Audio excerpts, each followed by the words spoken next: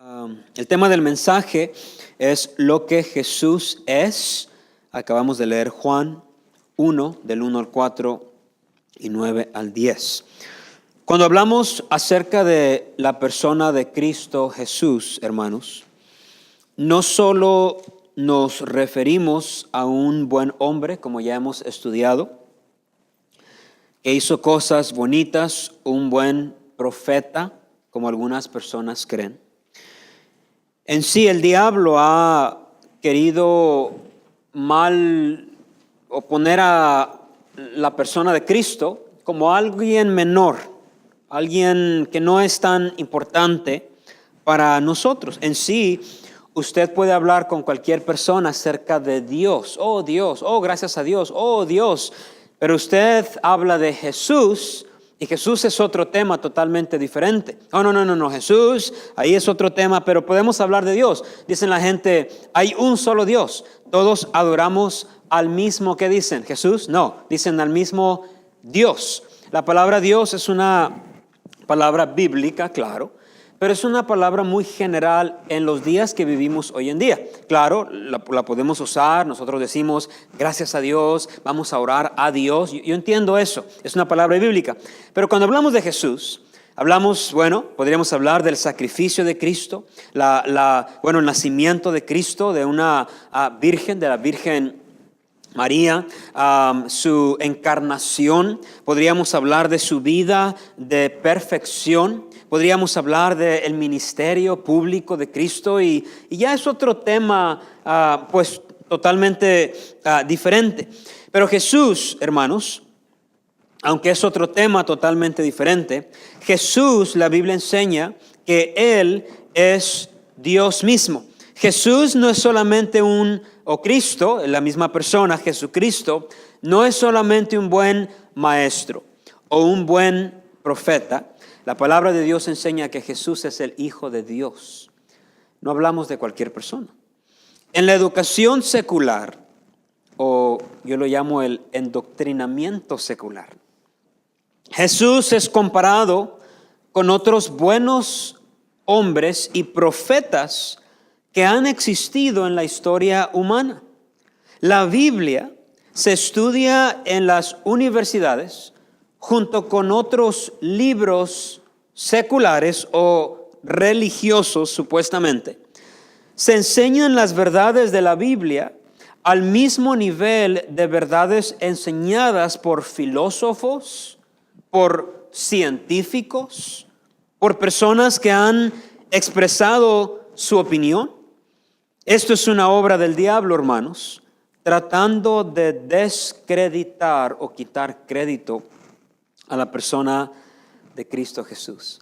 Esta mañana, hermanos, quiero enfatizar un poquito a Cristo y lo que Él es. Al estudiar la palabra de Dios nos damos cuenta que Jesús es más que un profeta. Pablo dice estas palabras: Él es la imagen del Dios invisible. Pablo dice, no podemos ver a Dios porque Dios es invisible, pero la manera de poder ver a Dios es mirar hacia Jesús.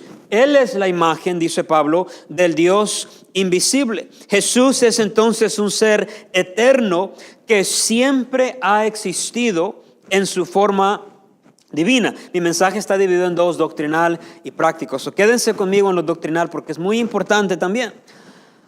Cuando hablamos de que Cristo ha existido, fíjense bien esto, desde la eternidad, la encarnación de Cristo, de Jesús en la Virgen María, no marca el principio de Cristo Jesús.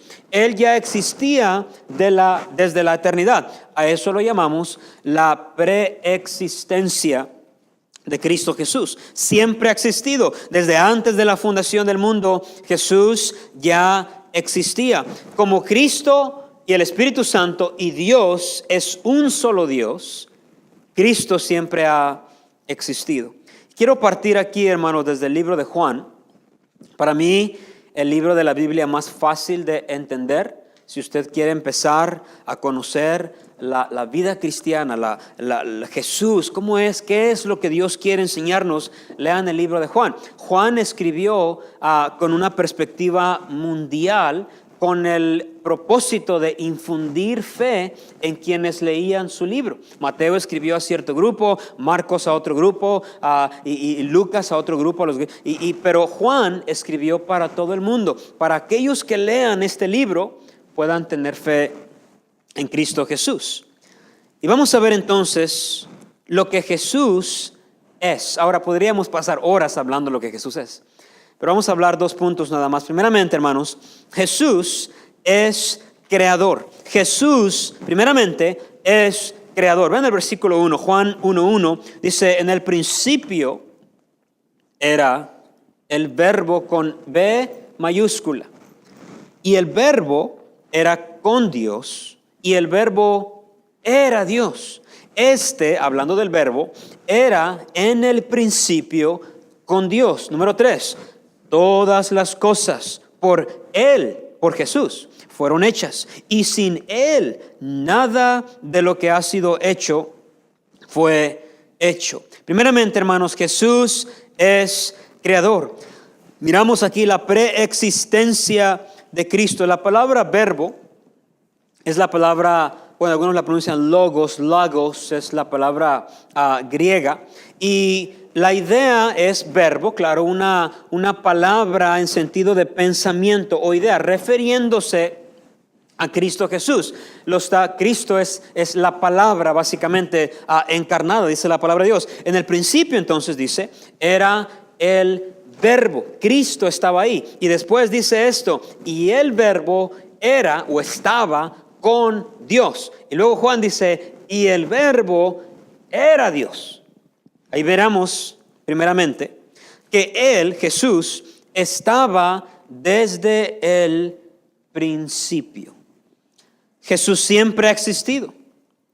El principio, hermanos, han escuchado Génesis 1:1 que dice: en el principio creó Dios los cielos y la tierra. Aquí Juan nos dice: en el principio era el verbo. El principio está hablando de el acto de Dios, Cristo, de crear todas las cosas. Fíjense bien esto. El tiempo, hermanos, empezó cuando Dios empezó a crear todas las cosas. El tiempo, antes que todas las cosas existieran y que el tiempo existiera, estaba Dios nada más. Antes del tiempo, antes de la creación y antes del tiempo, estaba Dios. Y Dios, cuando Él empieza a crear, el tiempo empieza, porque la eternidad no tiene tiempo, básicamente. En otras palabras, Jesús estaba desde antes de la creación y desde antes del tiempo. Por eso dice en el principio. En el principio se refiere a ese, tiempo entre comillas, porque no era tiempo, a ese periodo o a ese tiempo donde no había tiempo. Creación, tiempo, Dios. Ahí ya estaba Jesús. No lo estoy confundiendo, hermano. Yo sé que están meditando la palabra de Dios. Antes de todo estaba Jesús. Ahora, hermanos, ¿por qué es importante eso? Porque si Jesús no estaba con Dios, Jesús no era Dios. Jesús no es Dios. La muerte de Cristo no es una muerte divina. Por eso es que es importante. Las enseñanzas de hoy en día argumentan que, todo vino de una explosión. ¿Sí han escuchado eso, no? Y un gas rosita se juntó con un gas azulito y tuvieron gasecitos, y luego explotó a través de todos los millones de años y salimos nosotros no se puede probar que hay Dios. La Biblia no trata de probar nada. La Biblia establece algo. En el principio creó Dios los cielos y la tierra. En Juan se establece algo más. En el principio, cuando no había tiempo, era el verbo. La palabra de Dios enseña entonces que Jesús estaba desde el principio. Número 2, Él estaba creando todo. Dice el versículo 3. Véanlo ahí por favor. Todas las cosas por Él, está hablando del verbo de Cristo, fueron creadas.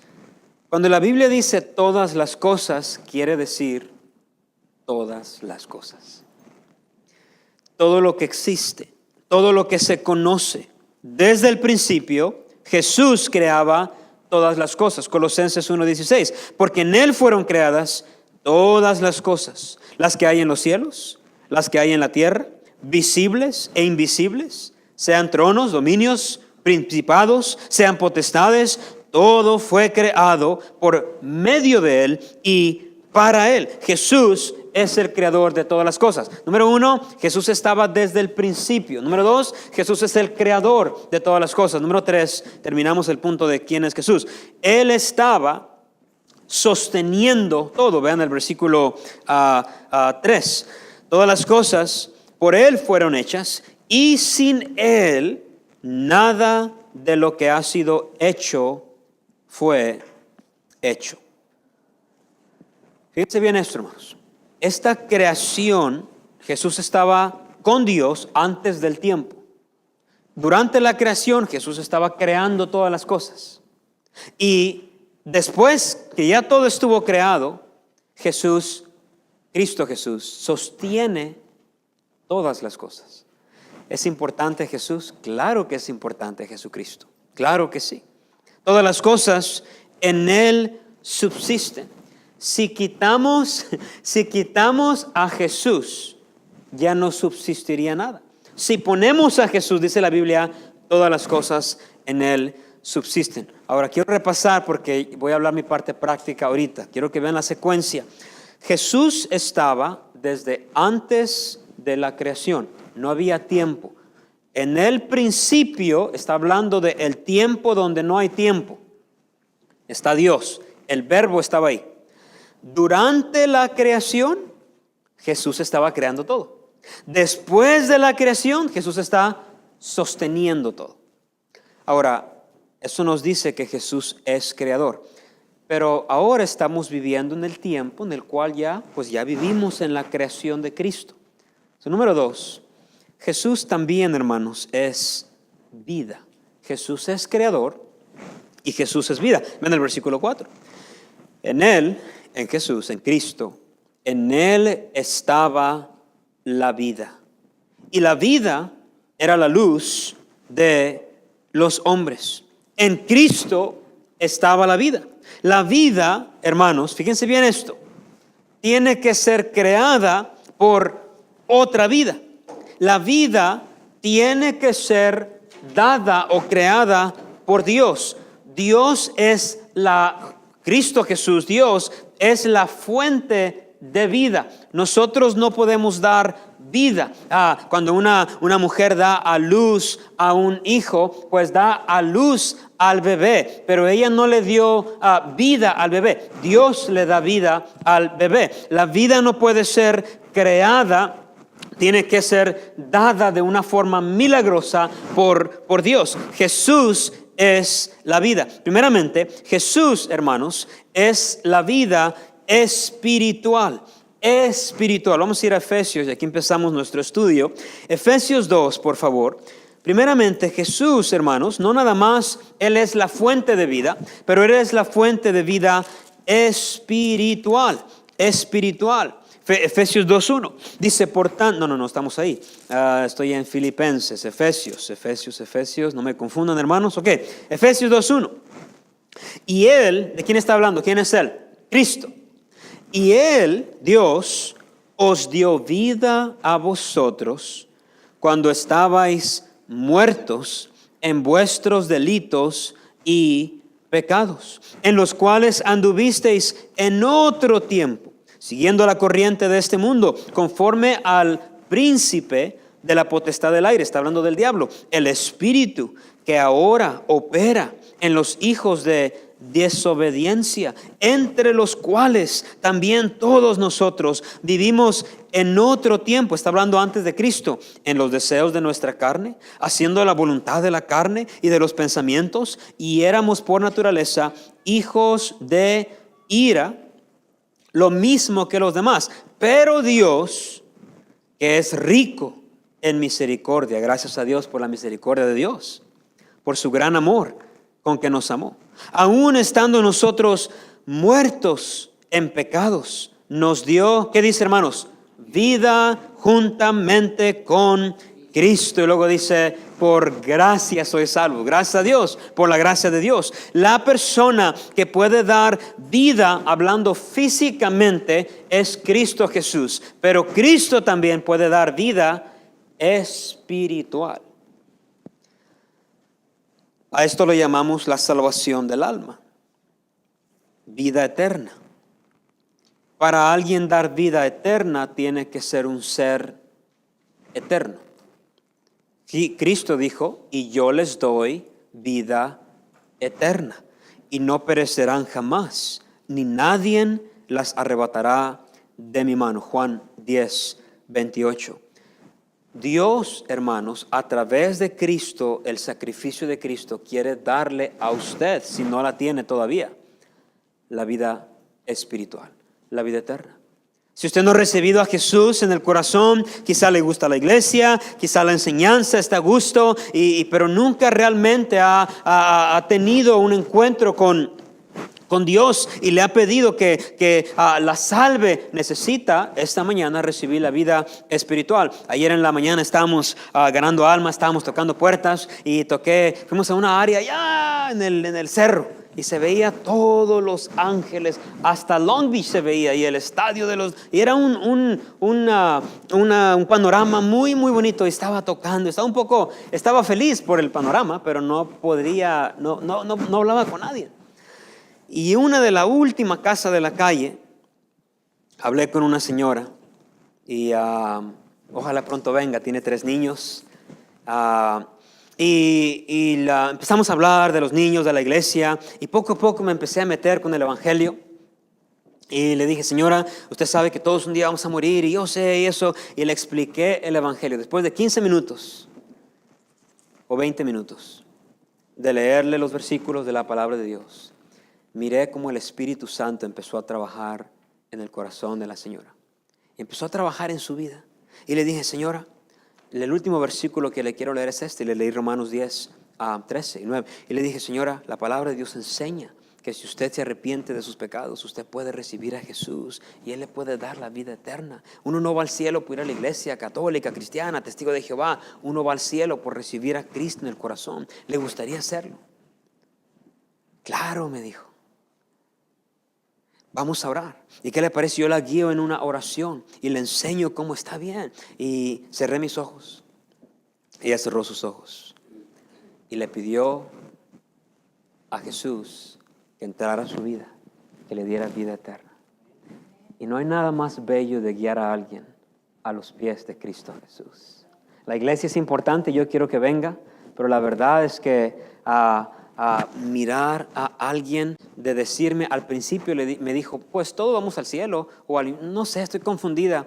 15 minutos después, yo le pregunté, señora, ¿qué pasaría si usted muriera hoy? Iría al cielo. ¿Por qué, señora? Porque yo recibí a Cristo en mi corazón. Y no es por ir a la iglesia o por el pastor. No, ya entendí. Ahora es por lo que Cristo hizo por mí. No hay un gozo más bonito que eso. Ustedes que no ganan almas, nunca han experimentado eso, los animo a venir. Vengan el sábado. Quizás reavive su vida espiritual. La mejor dieta para mantenerse animado en las cosas de Dios es tocar puertas. No hay depresión para la gente que gana almas. Número 1, vida espiritual. Número 2, Dios quiere darnos vida espiritual. Número 2, Cristo quiere darnos vida abundante. Vamos a Juan 10, 10. Primeramente, vida espiritual. A lo mejor usted dice, no, yo ya hice eso. Ya soy salva, ya soy salvo. Bueno, ahora Dios quiere darle una vida abundante. Juan 10, 10, por favor. Juan 10, 10, por favor. Cristo está hablando. El ladrón no viene sino para hurtar y matar y destruir. Cristo dice, yo he venido para que tengan vida y para que la tengan en abundancia. Ahora, la idea ahí es la vida espiritual. Pero podríamos también poner o sobreentender que Cristo, hermanos, nos quiere dar vida abundante. Jesús no solamente da vida espiritual, pero a aquellos que Él les ha dado vida espiritual, les quiere dar una vida abundante. Lo que el mundo llama vida es esclavitud delante de los ojos de Dios. Lo que el mundo llama disfrutar del pecado, hermanos, una vida feliz. Pues tú eres joven, disfruta. Y acaban con adicciones, no pueden disfrutar. Pues tú no le das caso a tus papás, tú lo que tú quieras ahí, tú eres libre y haz como tú quieras hacer. Y dicen ellos, esta palabra cada que la escucho, diviértete, como si fuera tan divertido. Ahora quizás es divertido por un tiempo a lo que el mundo ofrece, pero después esclaviza. El pecado esclaviza, el diablo esclaviza, la carne esclaviza, los hábitos esclavizan, los deseos de concupiscencia esclavizan, la vanidad esclaviza, los deseos perversos esclavizan, los malos pensamientos esclavizan, las malas palabras esclavizan, el ver cosas sucias en el teléfono esclaviza, el ser una persona chismosa esclaviza. Y Dios vino no nada más a darnos salvación, pero también una vida abundante. Libre de esclavitud, libre de lo que el mundo llama disfrutar.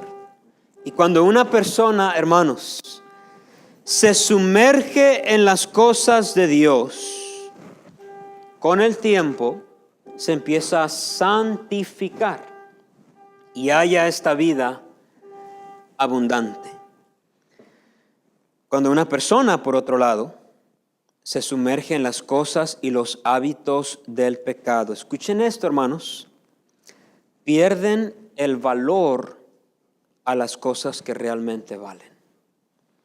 Cuando una persona, escuchen esto, se sumerge en las cosas de Dios, esa vida es una vida abundante. Y ahora cosas tan sencillas como levantarse en la mañana es una bendición. Gracias a Dios. Que respire. Y no necesito una gran casa para decir gracias a Dios por el garage que vivo. Y no necesito un carro del año para pasar un buen tiempo. Gracias a Dios por la carcanchita que tengo, que aunque está todo despintada, que a veces se me apaga, pero me lleva al trabajo. Y todo está en una vida de una persona que tiene una vida con Dios abundante. No necesita estas cosas que el mundo crea o trata de crear como una vida abundante. Dios nos da libertad de esas cosas. Pero cuando una persona se sumerge en las cosas del mundo y los hábitos del mundo, empezamos a perder la perspectiva de las cosas que Dios nos ha dado. Nuestro matrimonio no es importante. Nuestros hijos no son importantes. Nuestra relación con Dios no es importante. La iglesia no es importante. Ahora saben qué es importante: las cosas del mundo, las cosas materiales. Y todo, fíjense bien, hermanos, yo sé que no pasa aquí, pero ahí les va. Todo en la vida de una persona empieza a circular en su vida material. Y Dios intentó que todo en nuestra vida circulara en lo espiritual. Dios primero, y el trabajo segundo, y la casa tercero, y esto cuarto, y esto quinto. Pero las cosas de Dios son las más importantes. Y cuando Dios es puesto en primer lugar, Él sostiene todas las cosas. El estrés de una persona bien con Dios es muy diferente al estrés de una persona que anda mal con Dios. Es muy diferente. ¿Cuál es la perspectiva, hermanos, que el mundo, no me contesten, ¿cuál es la perspectiva que el mundo tiene de un cristiano? En general, sí saben, ¿no? Ya te forzaron, ya te hicieron aleluya, te lavaron el cerebro. Sería bueno, ya les he dicho, buen lavado. No se puede. Ya. Y pobrecita, alguien me dijo a mí, no vas a poder disfrutar. ¿No voy a poder disfrutar de qué? ¿De la fornicación? ¿De las drogas? Ay, y tienes que ir en la tarde también. Y te forzan, ¿verdad? Esa es la perspectiva de la gente del mundo. Ay, no te dejan en paz, ¿verdad? Siempre están en tu casa. Oh. Y el cristiano común es, sí, ya soy cristiano. Dios me abrió los ojos. Ahora miro el pecado como ya. Sí, voy al cielo cuando muera. Sí, fíjate, Dios me perdonó mis pecados. Pero sí, tengo que ir a la iglesia y pues, tú sabes, está difícil el trabajo. Yo no sé por qué Dios me encontró, man. Y a veces personas se arrepienten de la decisión que han hecho por Jesús. Quizá ni es salvo, número uno, porque un salvo no habla así. Pero quizás no tiene una vida abundante. ¿Por qué la gente piensa así del cristiano? Es muy sencillo, hermanos. Porque el Hijo de Dios común y corriente, promedio, no está reflejando una vida abundante. ¿Usted vio un cristiano en la calle? Con la Biblia. Y trae. ¿Dónde vienes? De la iglesia. ¿Y cómo estuvo? Pues el pastor ya sabe siempre, ganar almas, tienen que diezmar, lo mismo de siempre. Oh, llegan a la casa, personas inconversas, y cómo están cansadas que de la iglesia. ¿Qué le está enseñando a la gente que no va a la iglesia? Usted podemos condenar a nuestros pobres familiares. Ay, pues es que me duele la cabeza, no puedo ir. Y ellos dicen, ¿que no te gusta estar en la iglesia? Por la manera de vivir, por la manera de expresarse. Porque estamos con un pie en el mundo y un pie en las cosas de Dios. Porque no nos consagramos de una vez. Y yo he escuchado, y puse frases para no echar mentiras, que he escuchado.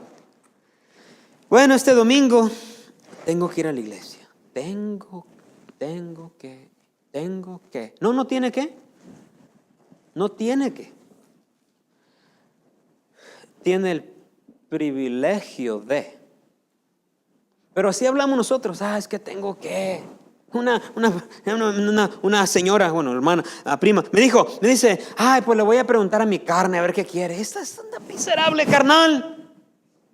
Y la vida abundante y Dios y la crucifixión y lo que Dios hizo por ti y todo lo que Dios te ha dado, ¿no piensas en eso? Y por eso es que la gente en las películas, en las conversaciones, en el trabajo, usted dice, soy cristiano, y dice, cuidado, okay, aquí está uno para echarle carrilla. No es cuestión, es cuestión de tiempo para que seas como uno de nosotros. Y se burlan de nosotros. Esta frase, escúchenla. Pues tengo que ir a ganar almas porque pues lo tenemos que hacer todos, ¿no? No tiene que. La prueba, la mayoría de ustedes.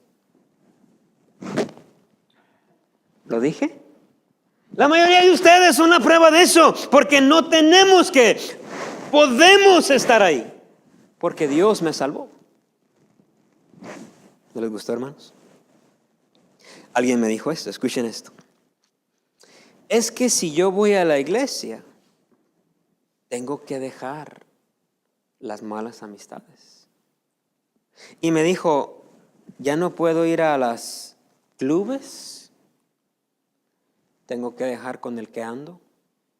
Una señora fácil, miserable, porque tenía a su esposo. Y yo sé que tengo que estar ahí metida en la iglesia. Y pone su alma en la línea.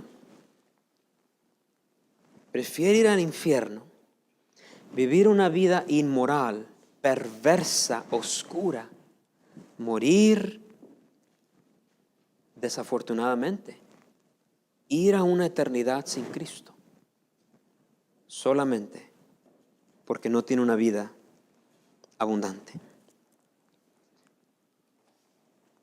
El cristiano de hoy en día se cree buen cristiano porque lee el Salmo 23 cada tercer día.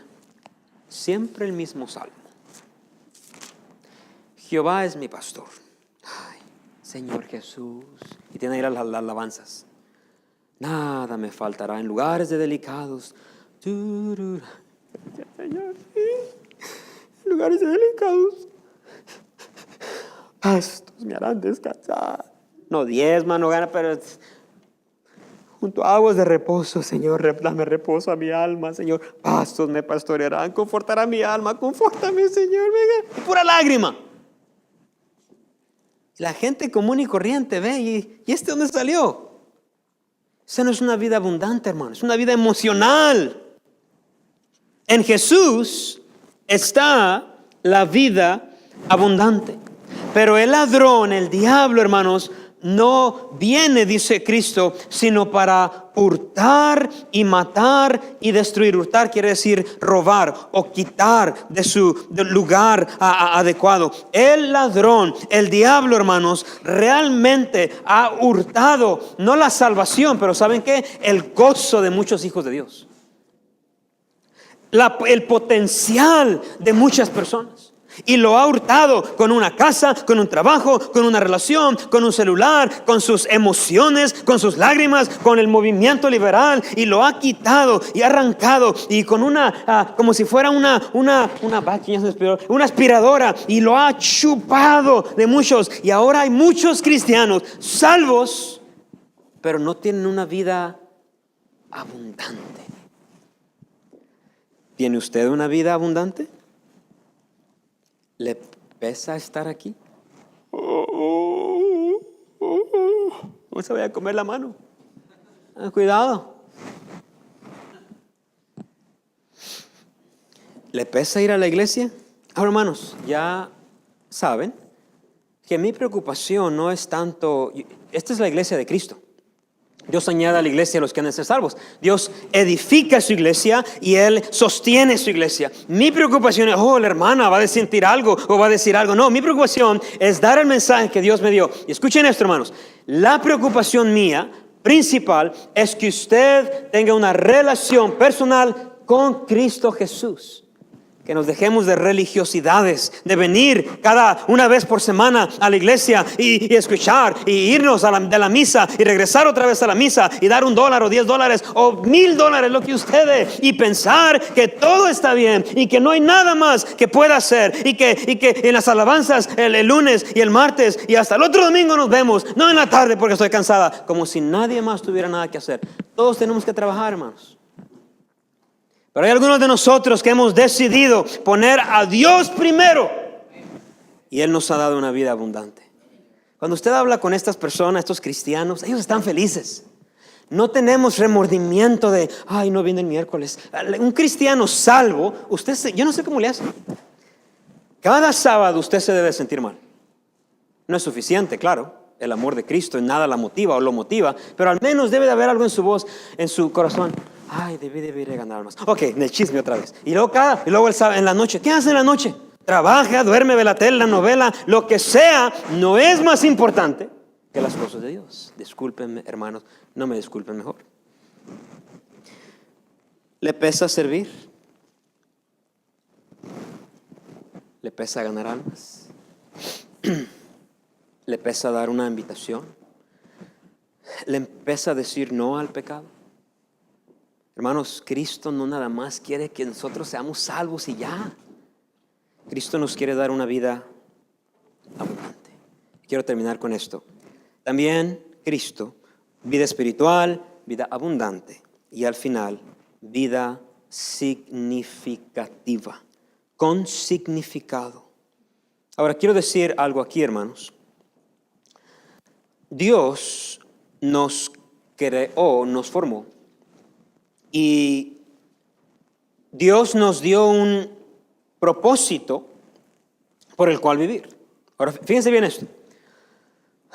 Hay una razón por su existencia aquí. No sé si alguien les había dicho esto, pero es muy importante. Cada ser humano tiene un propósito dado por Dios, para usted nada más. Dios es un Dios personal que nos ama y nos dio un propósito por el cual vivir. Ahora, no cumplir ese propósito, escuchen esto, es simple y sencillamente sobrevivir en este mundo. No hacer lo que Dios quiere que haga con la vida que, para empezar, Él me dio. No hacer eso, no cumplir el propósito que Dios me dio, y ahorita vamos a ver esto, el propósito, es sobrevivir nada más. Ahí les va. Me levanto, trabajo, gano dinero, compro mis juguetitos, presumo a otro, me levanto, voy a dormir, están sobreviviendo. Sobreviviendo. Y ya no tenemos 15 años, hermanos. ¿Cuánto tiempo lleva usted sobreviviendo? Sobreviviendo, la idea es que está en el agua nada más así. No impacto, nada más ahí nadando. Sosteniéndose. Ay, agárreme. Y nada más una tentación y ahí va para abajo. Ahí va para arriba. Hay cristianos así. Yo me cansaría. No, pero algunos tienen mazos. Tienen 5 años así. Nada, pero ahí van. Y mucho cuando, eso no me gustó, pastor. Eso no me gustó lo que dijo. Y tú, ahí vas. Tiene mucho tiempo porque nada más está sobreviviendo. No me gustó el techo. No me gusta la tele esa porque no. Y ahí van nadando por la vida. Mientras hay otros que miran un propósito y saben lo que Dios tiene para ellos. No nada más pasan a través de la vida nadando y sobreviviendo, sino que con propósito, con significado, saben que Dios quiere usarlos y se dejan usar, impactan a otros y a otros que están nadando los agarran y sobreviviendo y le dicen vente para acá y deja de sobrevivir y ponte a nadar, ayuda a aquel y ayuda a aquel y ayuda a aquel borracho y ayuda a aquella persona y ayudamos a otros y hacemos un grupo, un ejército para glorificar a Cristo Jesús. No somos llaneros solitarios, hermanos. Ahí andamos. Somos un equipo. Dios nos ha llamado. Quien nos llamó y nos salvó y llamó con llamamiento santo. No conforme a nuestras obras, sino según el propósito suyo. Segunda de Timoteo 1:9. ¿Y cuál es este propósito? Qué bueno que preguntaron. El propósito, hermanos, se los quiero leer. Colosenses 1:16. Si quieren ir ahí. ¿Cuál es el propósito que yo existo? Colosenses 1:16.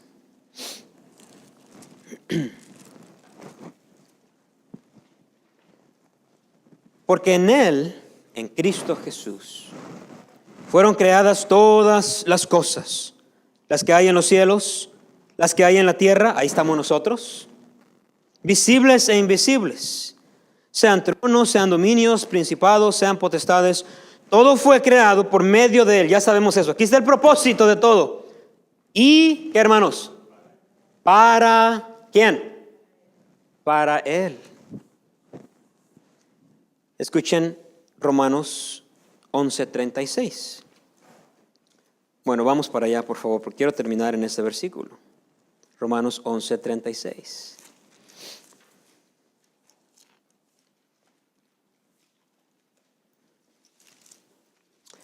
¿Cuál es el propósito de haber sido salvo, de conocer a Dios? Porque de Él, hablando de Cristo, y por Él, ¿y qué dice? Y para Él son todas las cosas. A Él sea la gloria por los siglos. Amén. ¿Y para qué estoy aquí? Ahí está. Porque de Él, le pertenece a Él. Y luego dice, por Él, Dios sustenta nuestra vida. Y luego dice, y para Él, Dios quiere usar nuestra vida para su honra y para su gloria. Son todas las cosas, dice Pablo. Hermanos, pastor, cada domingo es lo mismo. Yo sé. Hasta que vivamos para Dios, voy a poner a Jesús primero. Y les voy a tratar de traer esta perspectiva en diferentes temas, diferentes títulos, diferentes versículos, porque hay una necesidad en nuestra iglesia de que los cristianos pongan a Dios como número uno en sus vidas. La vida, entonces, escuchen esto, ya que el significado viene de Dios, de Jesús, la vida sin Dios no tiene, lo voy a decir, significado. La vida la ecuación de la vida. Si falta Dios ahí, esta vida no tiene ningún significado.